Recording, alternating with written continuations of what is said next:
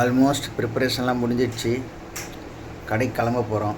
ஃபேஸும் கொஞ்சம் சரியாயிடுச்சு 3 டேஸில்.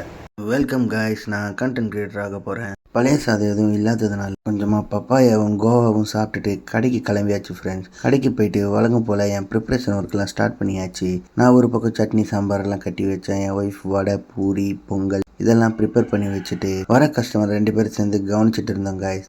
பார்சல் தேவையானவங்களுக்கு பார்சலை பேக் பண்ணி கொடுத்துட்டு, சாப்பிட வந்தவங்களுக்கு வச்சு கொடுத்துட்டு, மார்னிங் ஃப்ரூட்ஸ் மட்டும் சாப்பிட்டதுனால ரொம்ப பசிச்சிச்சு காய்ஸ். மீதி இருந்த பொங்கலும் இட்லியும் சாப்பிட்டுட்டு வீட்டுக்கு போயிட்டு குளிச்சுட்டு என்னுடைய டெய்லி எசென்ஷியல் டேப்லெட்டை போட்டுட்டு முடக்கத்தான் தோசையும் சிக்கனும் சாப்பிட்டுட்டு கிரேப்ஸை கழுவி அதை ஜூஸை போட்டு குடிச்சிட்டு கொஞ்ச நேரம் ரெஸ்ட் எடுத்துட்டு லஞ்சை முடிச்சிட்டேன் காய்ஸ். ஷிஃப்ட்டுக்கு டைம் ஆனதுனால பே ப்ரோட்டீனும் மில்க்கையும் ஊற்றி ப்ரீ ஒர்க் அவுட்டுக்கு குடிச்சிட்டு ஒரு சப்பாத்தியும் சாப்பிட்டுட்டு பேலன்ஸ் இந்த சப்பாத்தியும் பீனட் பட்டர் பேலன்ஸ் இந்த கிரேப் ஜூஸ் எல்லாத்தையும் எடுத்து பேக்கில் அடுக்கி வச்சுக்கிட்டு ஒர்க் அவுட் பண்ண கிளம்பியாச்சு. என்ன ஒர்க் அவுட் பண்ணேன்னு பார்த்தீங்கன்னா லேட்டு தான்.